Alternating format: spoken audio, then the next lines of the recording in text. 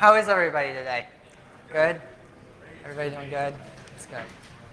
So my name's Jared Smith, and I'll be talking about forensic analysis with using Volatility. It's a popular tool in the ecosystem for doing forensic analysis of host machines after an incident or just in general investigating the machines you have in your network.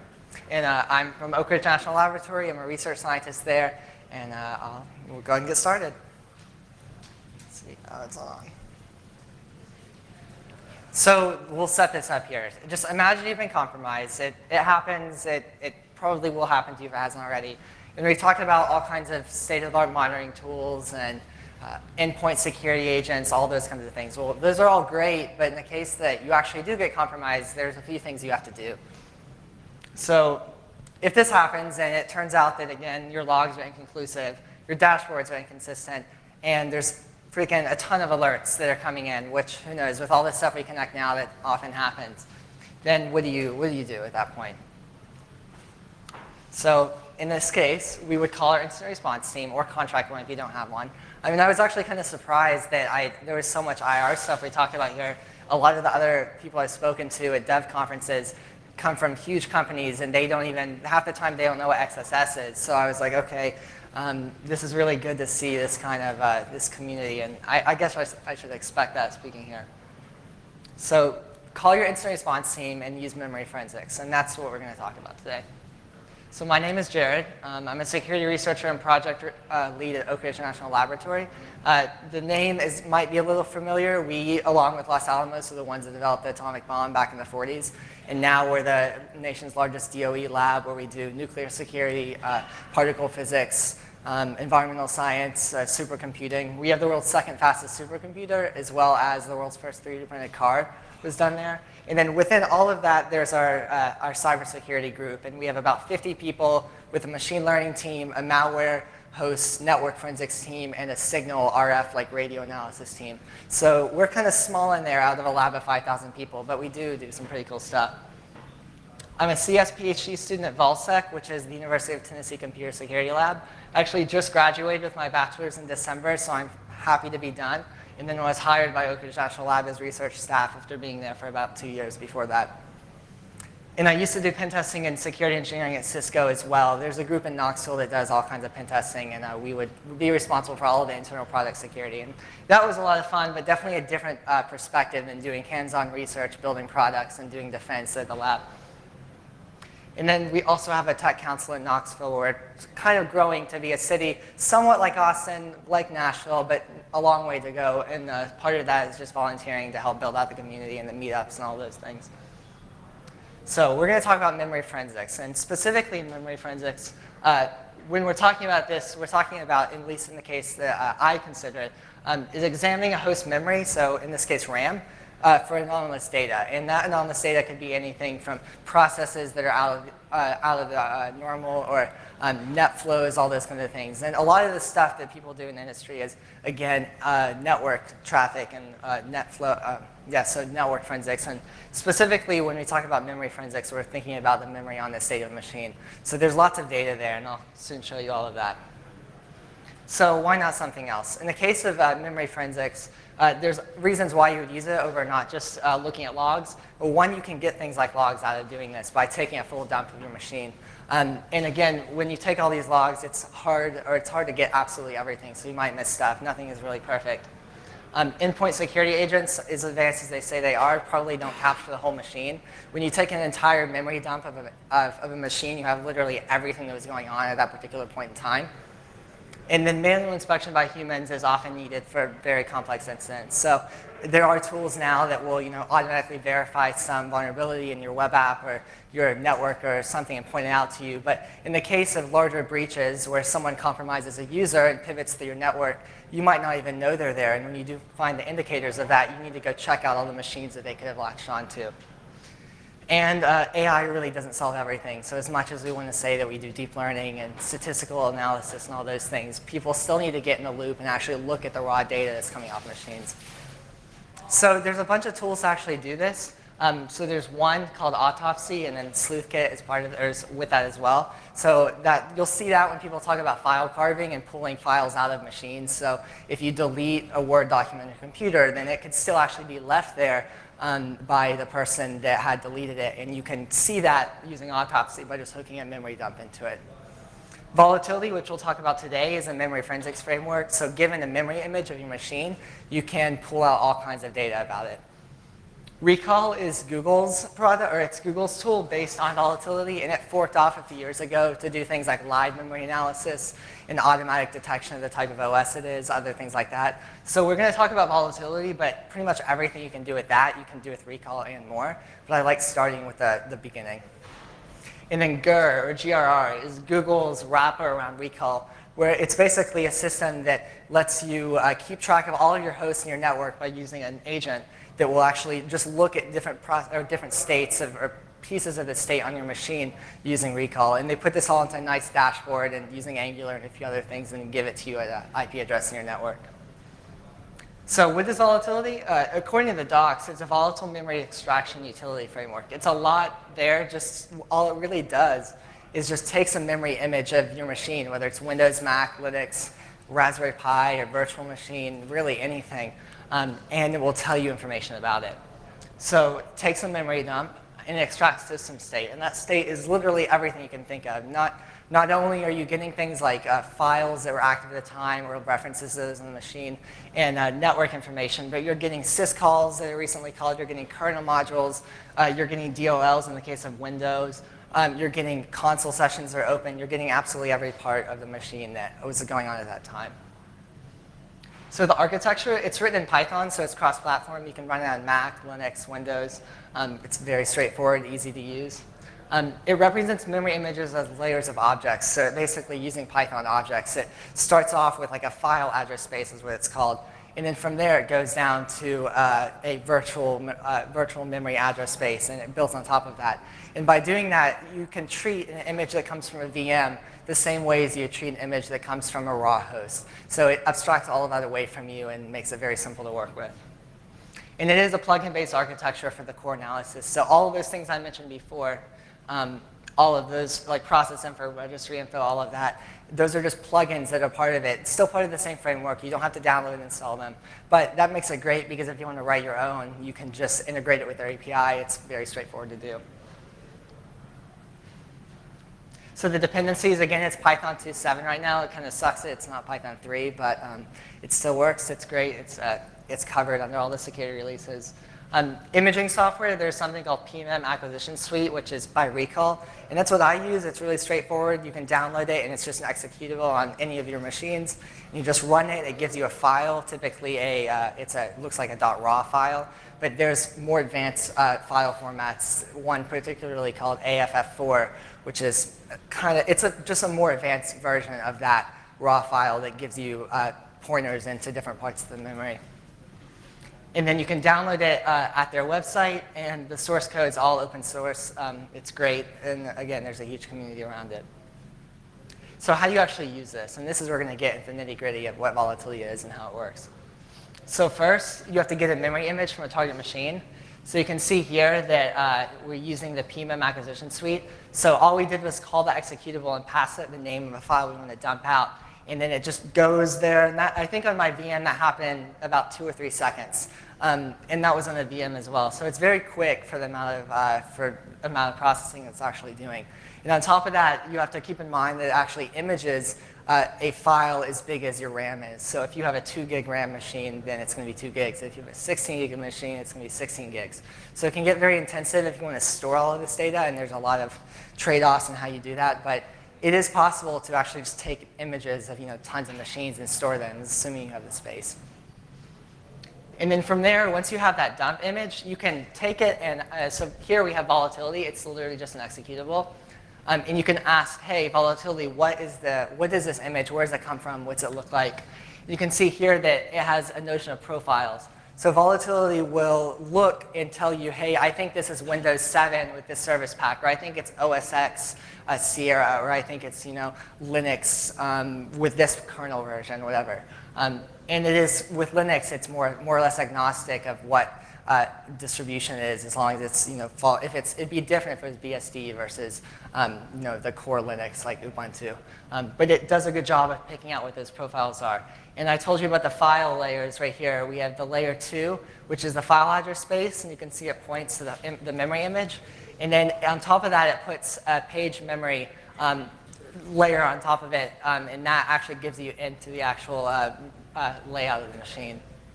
And you can see this machine had one processor, Service Pack 1, and some other information. That is correct. I just did it on a VM in VirtualBox.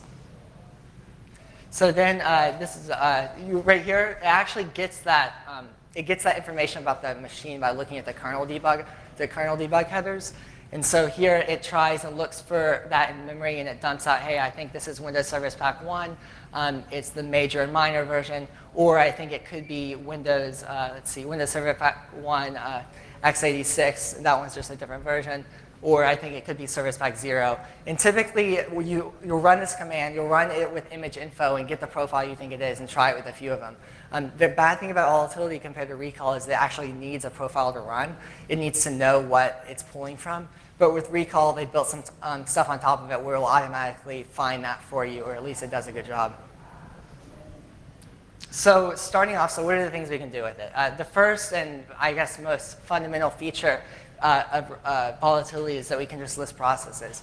And these are anything from they're open at the time or recently closed. They'll tell you all of that. I mean, pretty much any endpoint security agent will tell you these things, but this is doing it with just a tool in the open source community that you can just run immediately.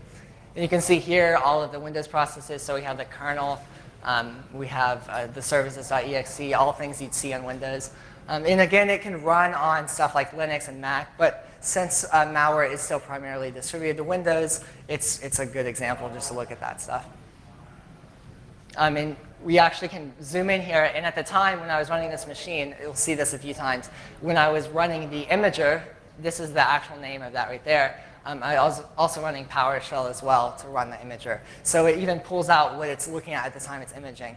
And you can actually go into this and you can look around and say, hey, Volatility, Google Volatility analyze malware, and you can see it used for actually picking out pieces of malware they're running, and that's exactly what the use case is. But here I'm just going to show you the general things it dumps out. If we had more time, we'd do a demo. Later, if you want to see it more in action, come see me and I'll show you it actually working against real stuff. So you can explore process hierarchies as well. This is a really cool one. So in malware, a lot of malware, they'll latch on to a specific library or executable, and they'll maybe inject a DLL or throw something else in there, and then they'll spawn off a process that shouldn't normally be under some kind of hierarchy. So SVC hosts in particular has different, doesn't necessarily run in ways that malware would try and inject into it. So if you see that SVC host spawned rootkit.exe, that's probably a bad sign. That's a very obvious one. But when you go more in depth and look at people analyzing Windows malware, this is a very key indicator of if something is actually going on. And you can see here there's the PID, the number of threads of that machine, the handles, and we'll talk about that. In Windows, handles are things like threads attached to an object, pipes, processes, mutants, which is another Windows construct, all kinds of things. And again, I showed you that we had PowerShell running. You can see PowerShell is the first one, and it spawned when PMEM, which is the imager. And that makes sense because I started PowerShell to run the imager on that machine. So it is actually under that. And then it wasn't a VM, so it's running the VirtualBox, just or that's actually VMware tools. You can parse the registry. This is great. I mean, if it's not going to do that for you, you probably shouldn't use it. So you can look at all of these things. And in this case, the command is just called hive list. All of these have the command up top. And you can see all the different registries. And this is way longer. I just wanted to show the basic gist of what it does. It'll show you their virtual address and the physical address in the memory. And you can actually then dump out hashes from from those hives. And here what I've done is taken the virtual address of one of the hives and the virtual address of another, specifically the I think it's the system and SAM, those two virtual addresses right there and right there. And if you do that with this hash dump command, you can actually get all the hashes of that machine. So that shows you typical stuff you'd see with like Windows, and you take the hashes and try and crack them. That's exactly what we're looking at right here. You can dump out specific registry keys. So right here, I printed out Microsoft Security Center SBC. You can see the service pack number and the antivirus and firewall are turned off, which I did at the time. You can print out all kinds of information like that. And the big overwhelming point here is that these are all things you can get this tool to do, and there's a lot of innovation in the space of automating this kind of stuff. So if you, like GER does somewhat, it automates pulling out processes across thousands of machines at once. And there's, I think, my opinion is there's a lot more room for improvement in getting this very fine-grained data. So you can find recently executed commands. So here you see that when PMEM was recently executed, you have lots of information about it. I mean, it could take you like lifetimes to know what all the information this dumps out, because at that point you're going to have to tell me every single thing that Windows represents in memory, which is an awful lot of data. You can find recent console sessions. So you can see here there's conhost.exe. It shows other things like the title. It is right there, the original title and the title, the process it's attached to. And then again, this is the same plugin. I went in on it. There's PowerShell right there and WinPMEM. You can find open and closed threads, keys, ports, processes using the handles function or the handles plugin. So here you can see that the kernel has a process for that. There's a registry key that's open and it's attached to this PID. All of these are actually attached to the system process, which is just the Windows kernel. And you can see all of those PIDs, the offset in the memory, and all the different actual details of those. And if you look, this is farther down in there, and this is not, these are for different PIDs. You can see here that this process with this ID was explorer.exe. You can see that this key is open with this process. You can see VM tools was open on this process. There's all kinds of information here. And all of this will give you indicators as to whether malware is on your machine. And that's, again, why I mentioned forensic analysts, because those people are the ones that have the domain knowledge to tell you, hey, this looks out of normal. You can find loaded on the little kernel modules. So here we can see all of some of the DLLs and the .sys files. And this is a great place to look for rootkits. If you see that one's been loaded, it's not supposed to be there, then something's probably gone on. And again, it's got the name and the actual file that it has right there. And all of these seem like they're OK. They're in System 32. If something is loaded and it looked like it was in an unusual location, you could see it. You can inspect DLLs. So in Windows, they have shared libraries, which are DLLs, and often DLL injection is a way to attach to processes and muck around with things. So you can actually see that here, that in the kernel process had these two DLLs. ntdll.dll is just the Windows API, the NT kernel, and it's got smss.exe, not too sure about that one. And then we can narrow down in and see PowerShell has all of these DLLs. So it uses all of these libraries to do things, just to do things that it would typically do. So you can, if you have, again, something that's a typical Windows process like services.exe, and it loads a DLL that it shouldn't, there's probably an issue there, and you can pick that out. You can discover open and closed network connections. So this is basically stuff that you would, any sort of network data coming in and out of your machine. At the time, I wasn't really running much, but you can see that the system is connected to this IP address, which I think that was the router where it was at. I looked it up earlier, and it was just a LAN address. It wasn't routable on the internet. A lot of connections to itself. That one's listening. You can see the time it was created. And so there's definitely a lot of information there, as well as TCP or UDP. You'd see other things that pop up. And most of these plugins can search by regular expressions. They can filter results, and they can dump extracted objects like files or processes to disk. So if you do see a process that looks interesting to you, you can go in and say, hey, give me this process and dump it to disk. And it'll actually give you that exe out of memory as it would have been on the computer. And then from there, you can run your favorite static analysis tools against it, see weird things about it, investigate it, put it into a repository, all of that kind of stuff. So some of the drawbacks of volatility as compared to other solutions, it can be pretty slow, especially in large memory images. And Recall is great because it does improve on this a bit. Google's put a lot of work into improving the speed of it because they run it across hundreds of machines at once in their deployments. I mean, probably a lot more. And images aren't automatically detected. I mentioned that earlier. You have to specify the actual image to pass to it. But Recall does a good job of automating that. to some extent. So again, you can use that if you're interested. I wanted to cover volatility because if you get in the IR space and do forensic analysis, then you'll always see that referred to as well. And I like not jumping straight to recall. So some of the benefits, if you can use a CLI, you can use volatility. You don't have to be a programmer to use it. If you want to extend it with plugins, it's just Python. It's very straightforward. You can get almost all system state from machines under your control. So this is the big thing I like to hit home, is that no matter what agents or whatever third-party stuff you deploy in your network, with something like this, if you write wrappers around it, you can basically get all of the data about the machine at that particular point in time. It's not going to give you network data. It's not going to give you stuff like that, but you will actually see everything that was going on for that user. And with Volatility, you do get a great developer community. There's a huge open source community built around it. Every year they have a plugin contest where the community comes together and builds plugins that they vote on for who wins awards for it. So they get a regular inflow of just new stuff into the framework. So again, this isn't actually a total automatic framework. So why should I use it? Why should I spend the time actually mucking around with it and spending the time I could be building products and actually using volatility? So I think one of the possible futures that we can do with volatility and tools like it is take memory states before, just over time, take baseline states on our machines and save some amount of that data. And then as soon as we get some kind of alert from an IDS, whether it be Bro on the network or ClamAV or whatever it is, I don't know, Immunet, whatever, we can actually tell the system to take it immediately after that alert, take another snapshot and send them somewhere. And then from that, you can do a diff between those two images and see literally everything that changed between those 2 points in time. Or you can say, hey, give me the diff between this image and 10 days ago. Or if there wasn't a bad thing, you can say, give me the diff between these two baseline states. Again, there's not really a true baseline ever, unless you just booted the machine up. Who knows, someone could have tampered with it, you don't know. But again, we're assuming here that you have some known state. You can look at diffs of that. And so that's currently what I'm working on at ORNL. If you want to talk about that more, I'd love to talk about it. It's fun stuff. So takeaways, volatility is a really popular and effective tool for looking in depth at machines.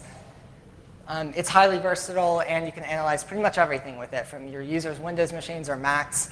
So I know some of you earlier in your talk said that, well, hey, we don't have Windows machines, so we can't use this third-party tool. Well, volatility works on basically everything. Anything that has a standard memory layout, it will work on. And you can just go to their website, and they dump out all of the different profiles they have for it. And if they don't have a profile for something, say you want to look at Solaris, I don't know why you would want to do that, you can make one.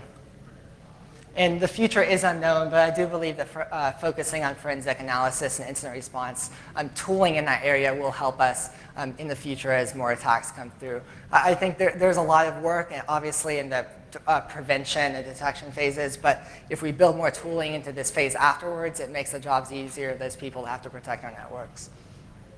So thank you for coming. My name's Jared. You can email me there or my personal email. I'm Jared ACoD on Twitter and on my website. And I'd love to talk more if you have time. Thank you so much. Are there any questions? Yeah. Forgive maybe my ignorance of architecture, but if you were to do that analysis off of the machine, so you dump the file, yeah, and then you would take it off, do you need the swap file too? Mm-mm. No, it's just gives, if you have that dump file, it might include it already in there, I'm not exactly sure.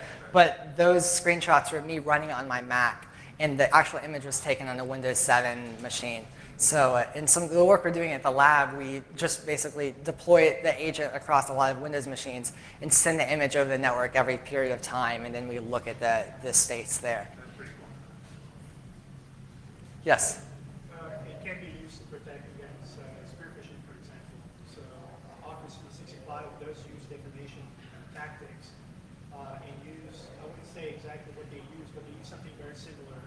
So micro VMs detonate the attachment, do the comparison, and then basically give it thumbs up or thumbs down. So that's more kind of a scale approach of what you're using now.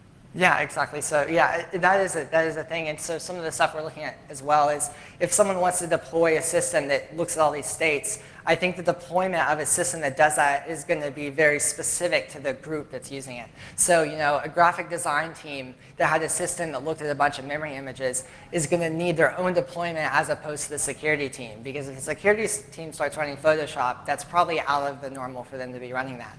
But if the graphic design team runs that, that's obviously different there. It's more around analyzing the content that's being sent to a user, either through a binary or a link. Yeah. So then we have a robot that actually determines this and look at comparison based on memory analysis. So very similar to what you're talking about, much bigger scale. In Office 365 is the one you mentioned? That's part of the protection. Yes. Okay. Any other questions? Yes. On what? Again, sorry? Oh, containers. Yeah, so I've done it on Docker. You can take images from Docker as well. It works just fine. VMs, Docker, Raspberry Pi. Again, it's going to be proportional to the amount of memory you have, so it very much depends on what you're doing. But yeah, and I think that right now, most of the work that I've seen and people in the community, it's like, hey, we've got this Windows machine that we think is infected with the Zeus malware or something like that. And so they give you the Windows image and you have to look at all the different stuff that happened. But I think the next gen of stuff is, can we do this in AWS, and probably already being done, or Docker containers and the cloud and all of that.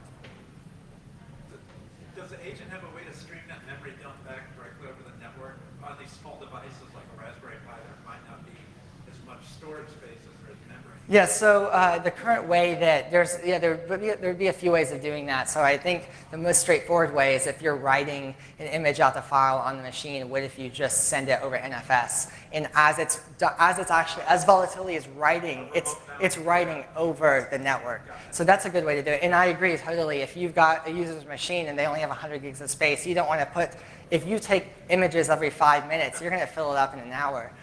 So that is definitely a problem, and there's a lot of work to be done there. Yeah, and so Azure, or if you're in AWS, they have Glacier storage. So if you want to store, who knows, terabytes of these images and go back later, I'd recommend putting them there and not in some really expensive, Azure that's not meant for long-term storage. If you want to pull them out, you can pull them out as you need them. Are they pretty compressible? Yeah, so in my experience, I haven't been able to compress them much, with raw files, that is. But AFF4 is another format that Google developed, or people at Google for recall, and it by nature is a compressed stream. So it is somewhat smaller, and it's easier to work with. But Volatility, being a little more primitive than recall, it just uses raw images, and I'm not too sure whether they're up to par with recall and using AFF4.